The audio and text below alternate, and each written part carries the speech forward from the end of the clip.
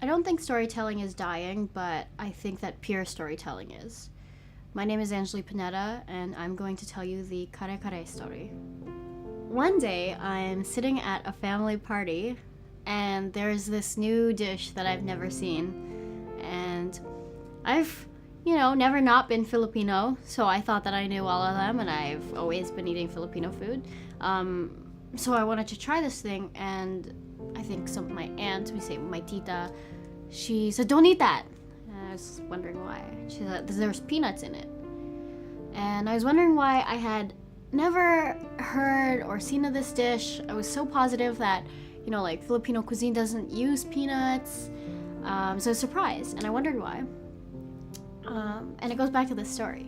So my grandmother, maybe, I don't know, she's 80 now, so maybe 50 years ago, they told me that in the Philippines, they would always invite people over, whoever was out on the street at dinner time. So when it was time for dinner, they would look out into their sort of, I guess, enclosed street courtyard and call in whoever was there to join them for dinner because, it was a small community and they would, take care of their own, I guess, sort of.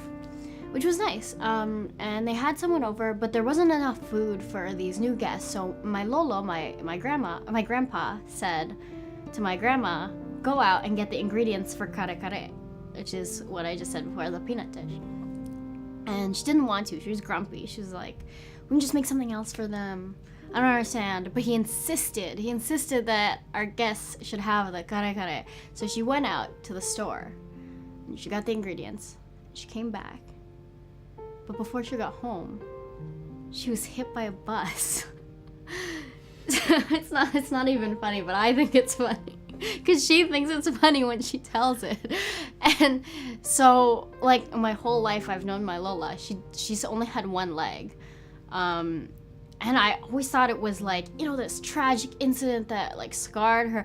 But she always tells this story like it's so funny. So she would say that for years after. She would be like, "No kare kare in this house. That is the dish that made me lose my leg. We're never eating it." Until eventually, I guess, she got over it. Or I think maybe it was, my mom's side had it instead. And that's why I never heard of it until I was a late teenager. That's the kare kare story.